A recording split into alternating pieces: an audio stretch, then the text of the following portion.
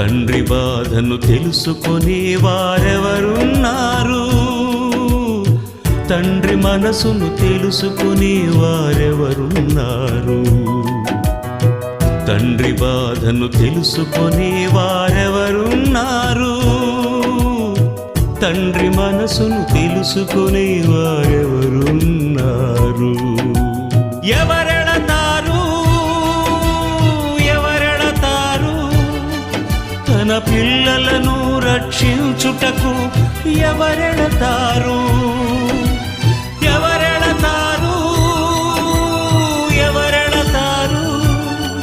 తన పిల్లలను రక్షించుటకు? ఎవరెడతారు?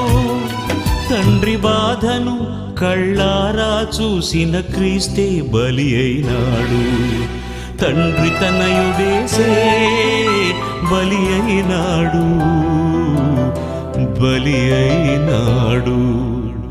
తండ్రి బాధను తెలుసుకునే వారెవరున్నారు?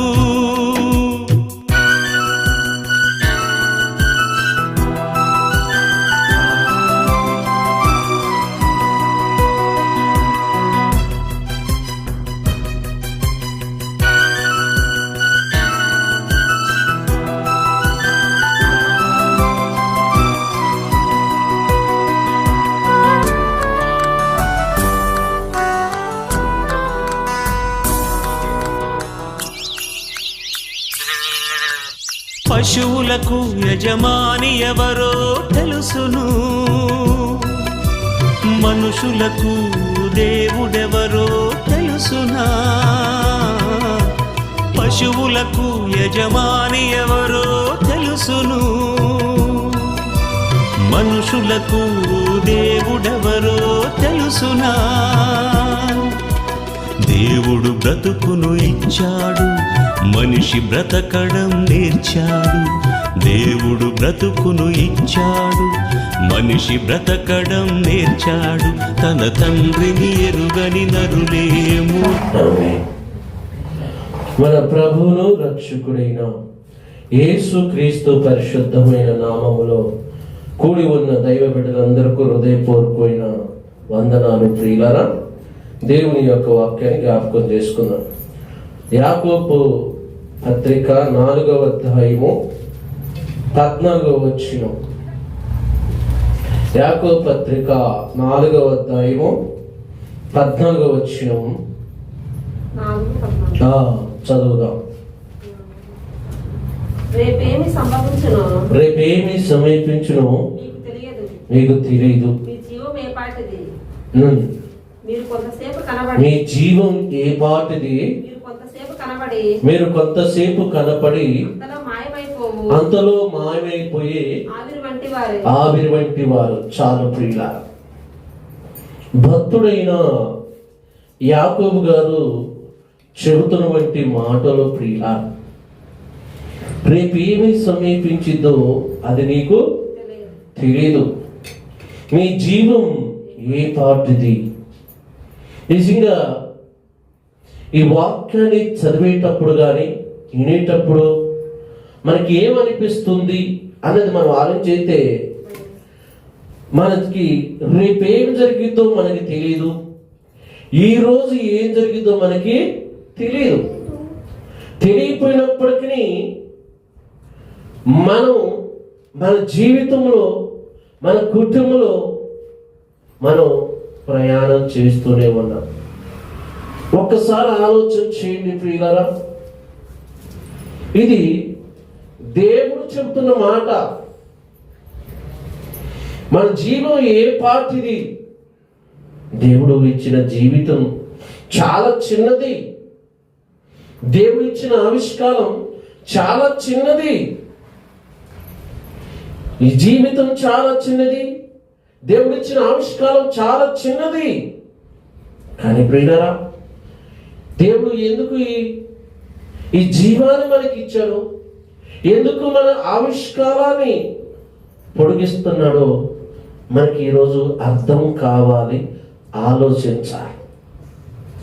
మనం ప్రియులారా గడిచిన సంవత్సరాలన్నీ కూడా దేవుడు దయ వల్ల, దేవుడు కృప వల్ల, దేవుడు సహాయం వల్ల మనం ఈ క్షణం వరకు సజీవులుగా ఉన్నాం. దేవుడు మన జీవితాన్ని కానీ మన కుటుంబాన్ని కానీ మనం ఒక్కసారి ఆలోచిస్తే ఇక చెప్తున్నాడు, రేపేమి సమీపించునో మీకు తెలియదు, మీ జీవం ఏ పార్టీది, మీరు కొంతసేపు కనపడి అంతలో మాయమైపోయే ఆవిరి వంటి వారు. అంటే మన జీవితం ఎవరి చేతిలో ఉందంటండి? దేవుడు చేతిలో ఉంది. మన ఆయుష్కాలం ఎవరి చేతిలో ఉంది? దేవుడు చేతిలో ఉంది. మన ఆయుష్కాలము దేవుడి చేతిలో ఉంది. మన జీవితం దేవుడి చేతిలో ఉంది. మనం ఎవరి చేతిలో ఉన్నాం? మన జీవితం ఎలా ఉంది? ఒక్కసారి మీరు ఆలోచించాలి. ఈరోజు ప్రియులా, ఈరోజు మనిషి ప్రియుల, నేను బాగా సంపాదించాలి, బాగా ఆస్తుని కూడబెట్టాలి, అంతస్తుని కూడబెట్టాలి, పలుకుబడి సంపాదించుకోవాలి, అధికారాన్ని సంపాదించుకోవాలి, హోదాని సంపాదించుకోవాలని మనిషి ఎలా మారిపోయాడంటే, మనిషి ఎంతగా దిగజారిపోయాడంటే, మనిషి ఎలాగా తన స్థితిని ఏ విధంగా ఉందంటే పిల్లల ఎంత లెక్కనే పరిగెత్తున్నాడండి.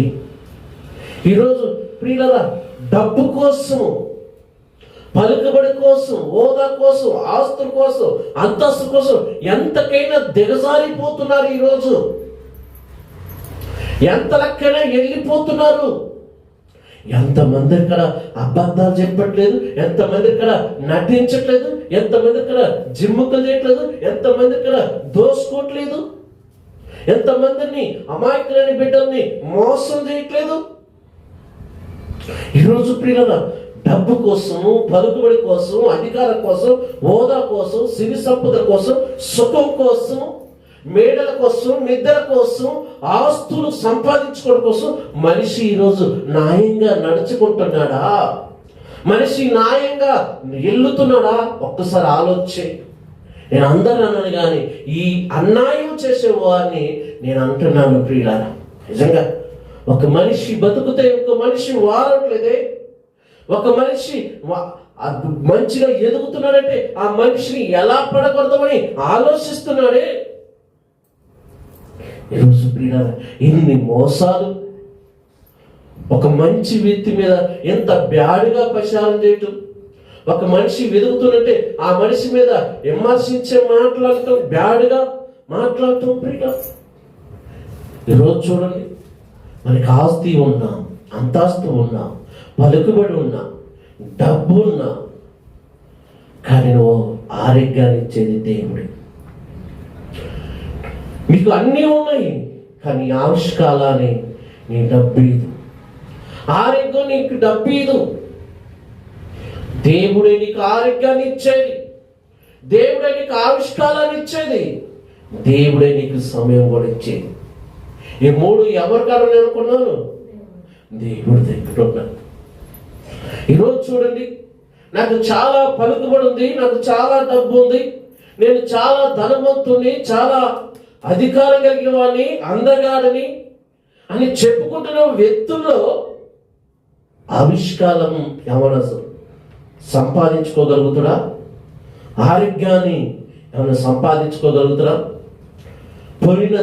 తిరిగి గడిచిపోయిన సమయాన్ని తిరిగి సంపాదించుకోగలుగుతాడా? ఒక్కసారి ఆలోచి. నీ జీవితం కొంతసేపు గడపడి అంతలో మాయమైపోయే ఆవిరి లాంటిది ఈ జీవితం. మన జీవితం రేపు ఏం జరిగిందో తెలియదు, ఇవాళ ఏం జరిగిందో తెలియదు. ఇది కదా మన జీవితం. ఈ జీవితం కోసం ఎందుకండి ఈరోజు అమాయకులైన ప్రజలని మోసం చేయటం, మనం మోసపోవటం, మోసం చేయటం, మోసపోవటం. అంతేగాని ఎవరైనా మనం మోసం చేసిన అనుకోండి, మనల్ని మోసం చేస్తారు. ఎవరి మీద మనం శాడీలు చెప్పిన అనుకోండి, మన మీద శాడీలు చెప్తారు. ఎవరి మీద అబద్ధ సాక్ష్యం పలుకునుకోండి, మన మీద అబద్ధ సాక్ష్యం పలుకుతారు. అంటే మనం చెడు చేసుకుంటూ పోతే ఆ చెడి మనకి వచ్చింది, మన కుటుంబానికి వచ్చింది, మన పిల్లలకి వచ్చింది. అది మనకి ఏం చేసిందో తెలుసా? మనశ్శాంతి లేకుండా చేసింది. హల్లెలూయా. చదవరు హల్లెలూయా. ఈరోజు ప్రభువు చెప్తున్నాడు, నువ్వు కొంతసేపు కనపడి అంతలో మాయమైపోయి ఆవిరి లాంటి జీవితంలో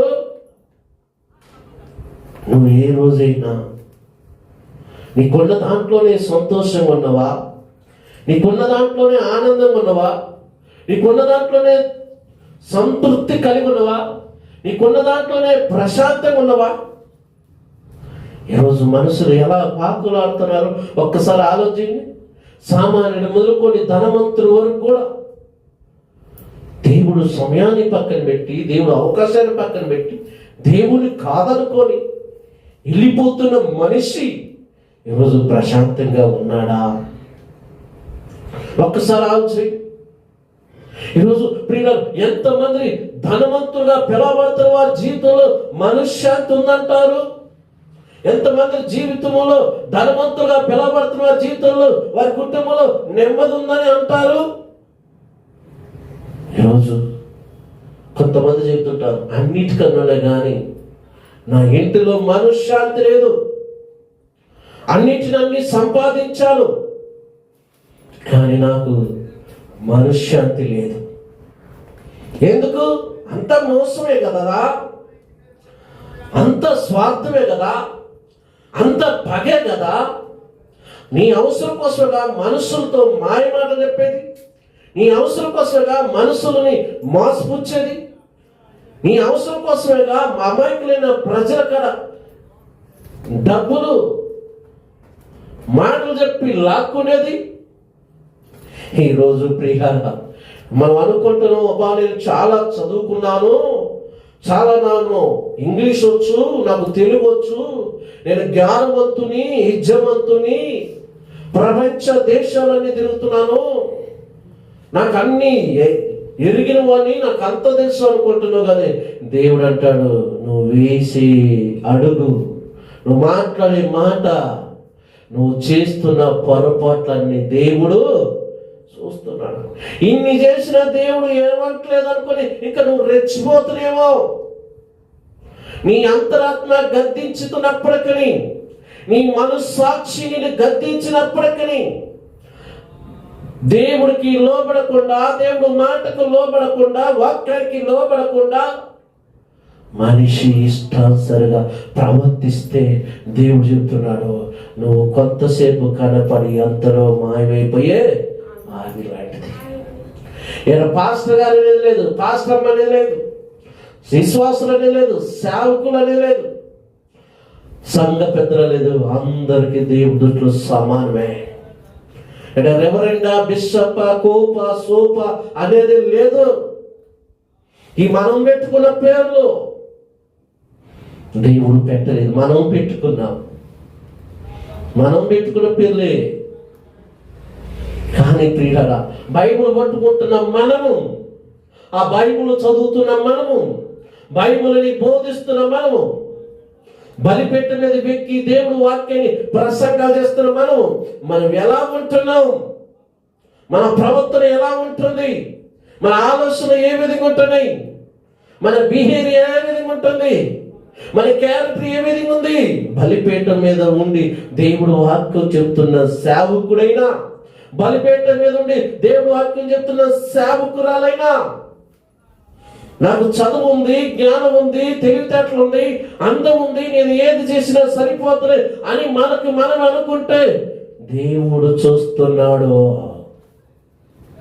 ఈరోజు ఎంతమంది ఇలా ఎర్రవీగే వాళ్ళు లేరు, ఎంతమంది మ్యాజిక్ చేసే వాళ్ళు లేరు. దేవుడు వాక్యం నీ చేతిలో ఉన్నది, నువ్వు బలిపేట మీద ఉన్నావు, దేవుడు నీకు అప్పగించిన సంఘం ఉంది. దేవుడు ఊరికినల్లా సేవకుడికి 2 ఏపులు తీర్పంట. ఎన్ని ఏపులంట? 2 ఏపులు. విశ్వాసకు 1 తీర్పు. కానీ ప్రియులు సేవకులు నిజంగా భయపడుతున్నారంటవా? నోరు తెరితే ఎన్ని అబద్ధాలండి, నోరు తెరితే ఇన్ని జిమ్ముకులండి. ఈరోజు ఒకసారి మన జీవితము నీటి పడుకు లాంటిది కదా. ఉన్న కొద్ది రోజులు మంచిగా బతకటం, మంచి మాట చెప్పటం. నిజంగా మన సంఘంలో మనకి ఏ సాక్ష్యం ఉంది? సంఘంలో మనకి ఏ మంచి పేరు ఉంది? మన ఫ్రెండ్స్ కదా ఏ మంచి పేరు ఉంది, మన బంధువులు కదా ఏ మంచి పేరు ఉంది, మన ఊర్లో ఏ మంచి పేరు ఉంది. నేను సేవకుని సేవకురాలని సంఖ్యలో బైబిల్ వేసుకొని తిరగటం కాదు. నేను సేవకుని సేవకురాని, నేను గొప్పగా చదువుకున్న వాడిని, బీటెక్, ఐటెక్, ఎంటెక్ అన్ని దేశాలలో నేను చదువుకున్నవాడు, అన్ని దేశాలు తిరుగుతున్నాను, నేను గొప్ప రెవరెండ్ని, బిషప్ని, నేను గొప్ప ప్రసంగికుని అంటున్నా, చెప్పుకుంటున్నా. ఈరోజు నీ ప్రవర్తన ఎలా ఉంది? ఈరోజు నీ కుటుంబం ఎలా ఉంది? దేవుడు చూస్తున్నాడండి. ఎందుకు ఊరుకుంటున్నాడని మారటానికి అవకాశం ఇస్తున్నాడు. సేవకుడు దేవుడి కోసం సేవ చేస్తున్నాడా? తన సుఖాల అందాల కోసం సేవ చేస్తున్నాడా? సేవకుడు బైబిల్ పట్టుకుంది దేవుడు ప్రజలని దేవుడి యొద్దకు నడిపించడానికా? దేవుడు బైబిల్ పట్టుకొని సుఖభోగాల అనుభవించి పొద్దుబోని మాటలు కప్పులు చెప్పుకొని టైం పాస్ చేయటానికా? ఈరోజు ప్రియులారా, బైబిల్ చదువుతుంటే భయమవుతుందండి. గడిచిపోతున్న ప్రతి సెకండ్ కూడా తన గంధములో రాసుకుంటున్నాడు దేవుడు. సేవకులుగా పిలువబడుతున్నాం, కాపరుగా పిలువబడుతున్నాం, రెవరెండ్లుగా పిలువబడుతున్నాం, బిషప్లుగా పిలువబడుతున్నాం. మనము పిలుపు కలిగిన మనము, సేవ చేస్తున్న మనము, బైబిల్ పట్టుకున్న మనము, బలిపెట్టి ఎక్కిన మనము, సభల్లో వాక్యం చెప్తున్న మనం, మన బిహేవియర్ ఎలా ఉంది, మన క్యారెక్టర్ ఏ విధంగా ఉంది, మన గురించి మన వెనుకున్న వారు ఏమనుకున్నారు, మన గురించి మన ముందున్న వారు ఏమనుకుంటున్నారు. ఈరోజు మన బిహేవియర్ బట్టే కదా, మన క్యారెక్టర్ని బట్టే కదా, మన మాటను బట్టే కదా, మన సూపును బట్టే కదా, మనం చేసే పనులు బట్టే కదా దేవుడు చూస్తున్నాడు. ప్రియులారా, ఎందుకండి మోసాలు చేయటం, ఎందుకండి అబద్ధాలు ఆడటం, ఎందుకండి దొంగతనం చేయటం, ఎందుకండి జిమ్ముక్కు చేయటం? ఈ జీవితం నీటి బుడక లాంటిది కదా. కొంతసేపు కనపడి అంతలో మాయమైపోయే జీవితం. ఒకరు ఈ లోకంలో నువ్వు బాగా కూడబెట్టుకొని, బాగా సంపాదించి, అన్నిటికని కూడబెట్టుకున్నాక చచ్చిపోయినాక ఉంది నీకు నరకం. అందుకనే బైబిల్లో ప్రియులారా, ఏబు గారి గురించి దేవుడు చక్కగా చెప్తున్నాడు. ప్రియులారా, ఏబు గ్రంథం మొదటి వచ్చినావు చూద్దాం. ప్రియులారా, బైబిల్లో దేవుడు ఏబు గారి గురించి చక్కగా చెప్తున్నాడు. ఏబు యొక్క క్యారెక్టర్ గురించి చెప్తున్నాడు. ఈరోజు ఊజ దేశమందు ఏబు అనే ఒక మనుషుడు, నేను ఏం కావాలంటే మనకి మొదటగా యథార్థత కావాలి. సేవకుడికైనా, సేవకురాలకైనా, సంఘ పెద్దలకైనా, సంఘస్థులకైనా, సంఘంలో ఉన్న పిల్లలకైనా, సేవకులు పిల్లలకైనా, రెవరెండ్గా పిలువబడుతున్న వారైనా, డాక్టర్గా పిలువబడుతున్న వారైనా, బిషప్గా పిలువబడుతున్న వారైనా, దేవుడు బైబిల్ పట్టుకుని దేవుడు వాక్యం చెప్తున్న ఎవరైనా కానీ, పాటల పుక్కు పట్టుకొని పాటలు పడుతున్న ఎవరైనా కానీ ఏం కావాలంటే వారిలో యథార్థత కావాలి.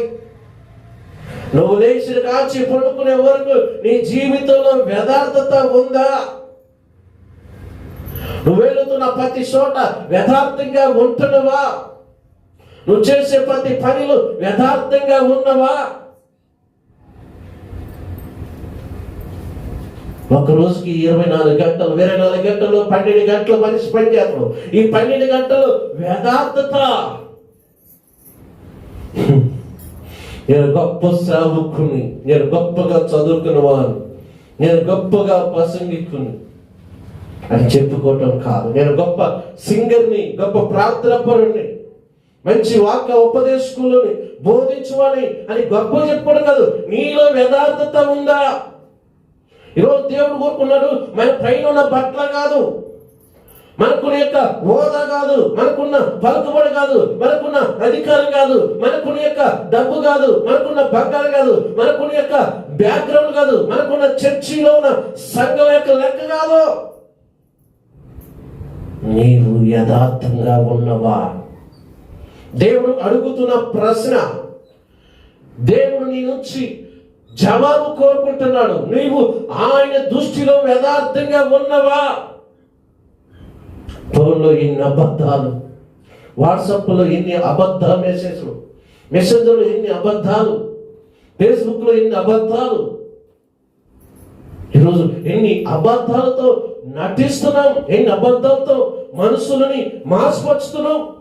ఒకరికి మేలు జరుగుతుందంటే ఆ మేలును అనుభవించుకున్న, ఆ మేలును పొందకుండా అడ్డగించే వాళ్ళు. ఒకడు దీవించబడుతుందంటే ఆ దీవెన పొందకుండా అడ్డుకట్లేసేవారు. ఒకరికి అద్భుతం జరుగుతుందంటే ఆ అద్భుతంకి వెనక గాయపరిచేవారు. ఈరోజు దేవుడు ప్రతిదీ చూస్తున్నాడు. నేను సావుకుని అని నేను ఎర్రబిగాను అనుకోండి, నేను సావుకురాల్ని అని ఎర్రబిగాను అనుకోండి, నేను సంఘ పెద్దని అని ఎర్రబిగాను అనుకోండి, నేను సంఘస్థులని అని ఎర్రబిగాను అనుకోండి, దేవుడు అంటాడు నీలో యథార్థత ఉందా? నీవు యథార్థంగా బతుకుతున్నావా? నీకు గాలినిచ్చింది, నీళ్ళనిచ్చింది, ఊపిరినిచ్చింది, అవకాశం ఇచ్చింది, సమయం ఇచ్చింది. నీ దినాలు పొడిగించేది ఎందుకంటే నువ్వు మోసం చేయడానికి కాదు, నువ్వు నటించడానికి కాదు, మనుషులకు మాయ మాటలు చెప్పడం కాదు, ఆస్తులను కూడబెట్టుకోవడం కాదు, బ్యాంకు బ్యాలెన్స్ను పెంచుకోవడానికి కాదు. దేవుని ప్రజలను దేవుని యొద్దకు నడిపించడానికి దేవుడు అవకాశం ఇస్తున్నాడండి. దేవుడు అవకాశం ఇస్తున్నాడు మనకి. సేవకుడికి అవకాశం ఇచ్చిండు, సేవకురాలకు అవకాశం ఇచ్చిండు, సంఘ పెద్దలకు అవకాశం ఇచ్చిండు, సంఘస్థులకు అవకాశం ఇస్తున్నాడు. ఏందో తెలుసా? ఆయన కొరకు మనం బతకాలని, ఆయన సాక్షిగా మనం ఉండాలి. ఆయన పిల్లలమని చెప్పుకుంటాం మనం. మరి మనం ఎలా ఉన్నాం ఒక్కసారి ఆలోచన చేయండి. ఎంత చక్కగా చెప్తున్నాడు ప్రియుల గారి గురించి. ఏబు యథార్థవంతుడు. ఏం యశవంతుడంట? యథార్థవంతుడు. మన కాడుందా? కాలేజీ పోతున్నా చెప్తూ కాలేజీ పోతున్నావా? ఊరికి పోతున్నా డాడీ, ఊరికి పోతున్నావా? మేము చెప్తున్నా ఊరికి పోతున్నావా? ఈరోజు ప్రియుల ఎంతమంది లేరు? నువ్వు చెప్పేది ఒకటి, చేసేది ఒకటి, పలికేది ఒకటి, చేయబోకలే ఇంకొకటి. ఈరోజు మన గురించి ఏమనుకుంటున్నారు ప్రజలు, మన గురించి సంఘస్థులు ఏమనుకున్నారు, మన గురించి మన చుట్టుపక్కల ఏమనుకుంటున్నారు? మన మాటను బట్టి, మన చూపును బట్టి, మన బిహేవియర్ బట్టి, మన క్యారెక్టర్ని బట్టి దేవుడు చూస్తున్నాడు. ముఖ్యంగా మనం ఎలా బతుకుతున్నాం అనేది. ప్రియులారా, చాలా భయం అవుతుందండి నాకైతే. ఎందుకో తెలుసా ప్రియులారా? పరిస్థితులన్నీ ఇప్పుడు మనకు అనుకూలంగా ఉన్నాయి అనుకుంటున్నాం, కానీ మనకి ఏది అనుకూలంగా లేదు. పరిస్థితులన్నీ దేవుడికి అనుకూలంగా ఉన్నాయి. హల్లెలూయా! దేవుడికి అనుకూలంగా ఉన్నాయి. దేవుడికి అనుకూలంగా మనం తిరిగితే, దేవుడికి అనుకూలంగా మనం మారితే, దేవుని అనుకూలంగా మన జీవితంలో దేవుడు ఉంటే, దేవుడు కోరుకున్నట్టుగా మనం యథార్థవంతులుగా ఉంటే మన కొన్ని రోజులు ఆయుష్కాలాన్ని మనకి పొడిగిస్తారు, కొన్ని దినాలు మనకి పొడిగిస్తారు. ప్రియులారా, నిజమండి ప్రియులారా, ఈరోజు ఎక్కువగా ఎక్కడ చూద్దామన్నా మోసాలి, ఎవరు చూద్దామన్నా మోసాలి, ఎవరు చూద్దామన్నా అబద్ధాలు, ఎవరికి చూద్దామన్నా నటనలే. ఒక మనిషిని మంచోడు కనిపించుకోవాలంటే ఇంకొక మనుషుడి మీద బ్యాడ్గా ప్రచారం చేయటమే. నాకు మంచి పేరు రావాలి, ఏ దగ్గర నాకు మంచి పేరు రావాలి, ఏతో నేను సహవాసం చేయాలి, ఏతో నేను ఉండాలంటే పక్కన ఉన్నవాడిని బురద పోయాలి, పక్కన ఉన్నవాడి మీద నేరం మోపాలి, పక్కన ఉన్నవాడి మీద అనేకమైన పీతులు చెప్పాలి, అనేకమైన నేరాలు మోపాలి. ఇదే కండి ఈరోజు మనిషి కోరుకునేది ఇదే కదా. ఒక సముద్రంలో ప్రయాణం చేస్తుంది ఒక పడవ. ప్రియులారా, ఆ సముద్రంలో పడవ ప్రయాణం చేస్తుంటే మన దేశం నుంచి కొన్ని అమెరికా దేశం నుంచి కొన్ని బాక్సులు ఆ పడవలో వేసుకొని ప్రయాణిస్తున్నారు. ఆ ప్రయాణం చేస్తున్నప్పుడు ఆ బాక్సులో కొన్ని బాక్సులకి మూత పెట్టుంది, కొన్ని బాక్సులకేమో మూత పెట్టలేదు. ఆ బాక్సులలో ఏమున్నాయి అంటే ఎండ్రకాయలు ఉన్నాయి. ఏమున్నాయి ఏంటండి? ఎండ్రకాయలు ఉన్నాయి. కొన్ని బాక్సులోనేమో మూత పెట్టారు, కొన్ని బాక్సులకేమో మూత పెట్టలేదు. ఆ పడవలో ఉన్నాయన ఒక డౌట్ వచ్చి అడిగిండు, అయ్యా కొన్ని బాక్సులకేమో మూత పెట్టావు, కొన్ని బాక్సులకేమో మూత పెట్టలేదు, ఏంటో ఈ కారణం అంటే ఆ బాక్స్లో ఉన్న ఎండ్రకాయలు బయటికి వస్తాయి కదా, మూత పెట్టొచ్చు కయ్యా అని చెప్తే అని అడిగితే ఆ ఓడ యజమాని అంటాడు, ఆ ఎండ్రకాయలు నువ్వు అలాగే చూస్తుండు, ఒక్కటైనా బయటకు వచ్చి చూడు అన్నాడంట. ఆయన అట్నే కూర్చొని చూస్తున్నాడంట ఎండ్రకాయలకి వెళ్ళి, ఆ బాక్స్కి వెళ్ళి. చిన్నగా ఎండ్రకాయ ఒకటి పైకి ఎక్కుతా ఉందంట. ఒకటి పైకి ఎక్కుతుంటే కింద ఉన్న ఎండ్రకాయ ఏం చేస్తే సార్ కాలు బట్టి గుంజుతా ఉందంట. అది పడదులా ఇంకోటి ఎక్కుతా ఉందంట. ఇంకోటి ఎత్తుతే ఈ కింద పడి దూకునిదా, ఇది కాలు బట్టి గుంజుతా ఉందంట. అంటే ఎవరికెవరు పోటీలు పడుతున్నారు, ఎవరిని బయటికి. ఎవరిదయ్యా ఈ బాక్స్ అంటే మన ఇండియా వాళ్ళది అన్నాడంట. హల్లెలూయా. ఈ బాక్స్ ఎవరిది? ఇండియాది. బాక్స్ పెట్టింది ఎవరిది? అమెరికా. ఎందుకంటే వాళ్ళు తెలివి కలిగిన వాళ్ళు, వాళ్ళ కష్టం మీద బతికే వాళ్ళు. కానీ ఇక్కడ ఇండియాలో నేను అందరూ కొంతమంది ఉన్నారు. ఒకడు పైకి వస్తున్నంటే కింద నుండి ఒకడు లాగుతూనే. ఈ ఎండ్రకాయ ఎక్కాలనుకుంటుంది పాపం, కింద ఉన్న ఎండ్రకాయ ఏం చేస్తుంది, ఎక్కువ నేను చూస్తాను, ఇది కొద్దిగా ఇక్కడ కాలుబడి గుంజుతా ఉండేది. ఈరోజు అదే కండి, ఒక మనిషి బతికిన వారుడో, ఒక సేవకుడు బతికిన వారుడో, సేవకుడు ఎదిగిన వారుడో, సేవకురాలు ఎదిగిన వారుడో, సంఘం ఎదిగిన వారో, మందిరం కట్టుకున్న వారు లేరు, అభివృద్ధిలోకి వచ్చిన వారు లేరు, దేవుడు పరిచయం చేసిన వారు లేరు, సభల్లో పెట్టిన వారు లేరు, మీటింగ్ పెట్టిన వారు లేరు, వారు బట్టలు వేసుకున్న వారు లేరు, వారు ఏది చేసిన వారు లేని మనస్తత్వం కలిగిన వారు ఎంతమంది లేరు. విశ్వాసులలా ఎంతమంది లేరు, సంఘ పెద్దలలా ఎంతమంది లేరు, సేవకులలా ఎంతమంది లేరు, సేవకురాలలా ఈరోజు ఓర్చేవారు ఉన్నారా? అందుకనే అప్పుడప్పుడు అంటారు, మనం ఏది మనకు వచ్చినా కానీ ఎవరికి చెప్పవద్దు. ఎందుకంటే వాళ్ళు మన ఇంటికి రారు, మనం చెప్పవద్దు. చెప్పిడిగా చేవేది ప్రచారం అయింది, ప్రచారంగా ఇంకా చేవేది నరుడు కనుదృష్టి. ఈరోజు అన్ని విధాలుగా అండి మనం బతుకుతుంది నీటి పుట్టుక లాంటి జీవితం. కొంతసేపు కనపడే ఎంతలో మేమే జీవితం కదా. ఎందుకు మరి అబద్ధాలు అంటారు, ఎందుకు నటన? అబద్ధాలు చెప్పడం వల్ల నీకేం వస్తుంది? నటించడం వల్ల నీకేం వస్తుంది? మోసం చేయటం వల్ల ఏమొస్తుంది? బతికినంతకాలం అబద్ధాలు ఆడి నటించి మోసం చేసి సుఖంగా అనుభవిస్తావు, సుఖంగా బతుకుతావు, లగ్జరీగా బతుకుతావు, మంచి ప్యాలెస్లో ఉంటావు, మంచి కార్లో ఉంటావు, మంచి బంగ్లాలో ఉంటావు, మంచి బంగారం ఉండేది, మంచి ల్యాండ్లు ఉంటాయి, మంచి బ్యాంక్ బ్యాలెన్స్ ఉండేది. కానీ ఒక్కరోజు సత్తే నీ బతుకేమైపోతాయి, ఒకరోజు సత్తే నీ జీవితం ఏమైపోతాయి. అదేంటి బెదరు? బతికినంతకాలం ఎంజాయ్ బతకాలి, చచ్చినాక ఎవరు చూడాలి? నలుగురితో నారాయణ, కులముతో గోవిందన్ నువ్వు అనుకున్నా. కానీ బైబుల్ చెబుతుంది ప్రియులారా, మన తోలు తీస్తారంట అగ్నిగుండం, అగ్ని ఆరదు పురుగు. అందుకని ఏం గర్వం చెప్తున్నాడు? ఏమంట? యథార్థవంతుడు. ఈరోజు బైబిల్ పట్టుకున్న మనం యథార్థవంతులుగా ఉన్నామా? రెండోది చదువుదాం. ఇంకోటి ఏంటంట? న్యాయం. న్యాయం గురించి తెలుసా? న్యాయాన్ని అన్యాయం చేసే వాళ్ళు ఉన్నారు, అవునా లేదా? లంచాలు ఇచ్చి జిమ్ములు చేసి మ్యారేజ్లు చేసి ఎంతమంది లేరు? మన గురించి తప్పుడుగా ప్రచారం చేసేవాళ్ళు, మన గురించి బ్యాడ్గా ప్రచారం చేసేవాళ్ళు, మన మీద కామెంట్లు పెట్టేవాళ్ళు, మనం ఎదుగుతుంటే ఓర్చుకోలేక, మన ప్రార్థన కార్యక్రమాలు చూసి తట్టుకోలేక ఈరోజు ఎన్ని విధాలు ఉంది.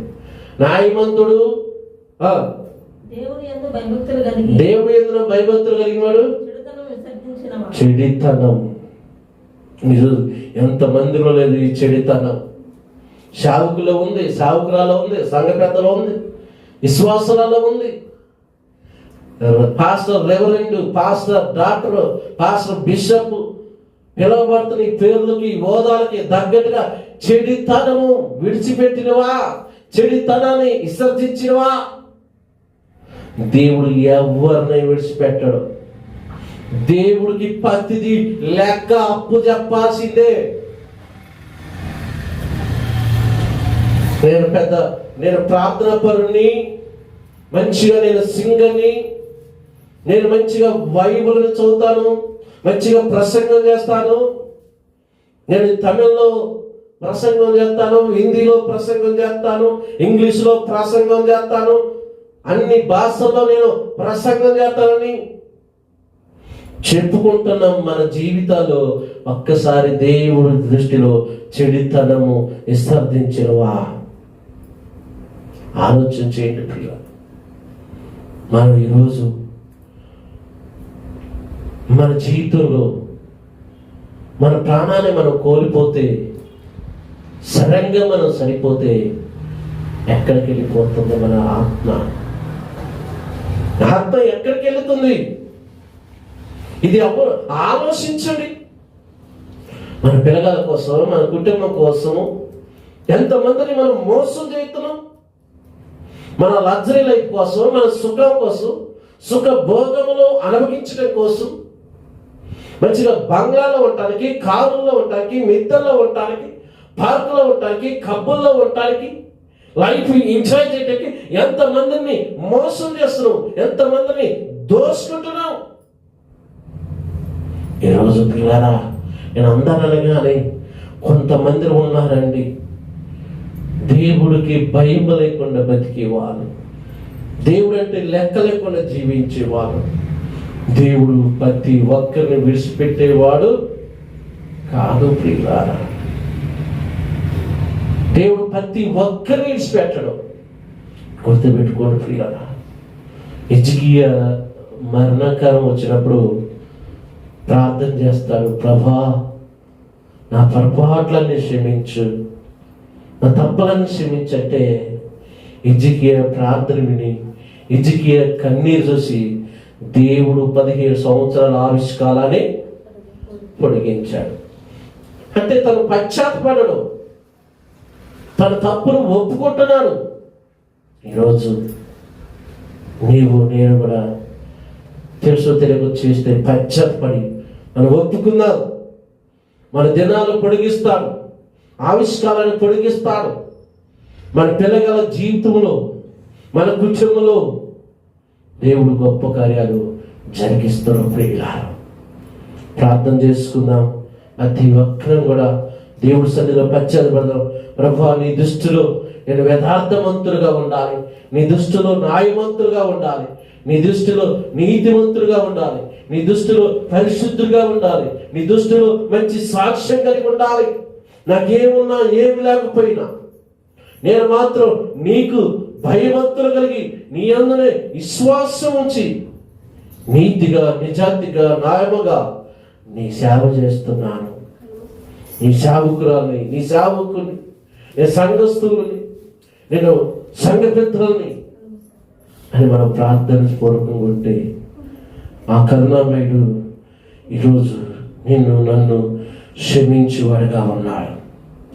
ఒక్కసారి జ్ఞాపకం చేసుకుందాం.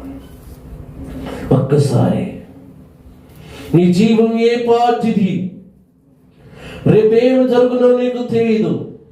కొంతసేపు కనపడి అంతలో మాయమైపోయే ఆమె లాంటిది జీవితం. ఈ జీవితం కోసమైనా మనసులను ఏడిపిస్తుంది, ఈ జీవితం కోసమైనా మనసులను నిందిస్తుంది, ఈ జీవితం కోసమైనా మనసులను చంపుతున్నది, ఈ జీవితం కోసమైనా అన్యాయంగా దొంగతనాలు చేసేది, ఈ జీవితం కోసమైనా తప్పుడు లెక్కలు రాసేది, ఈ జీవితం కోసమైనా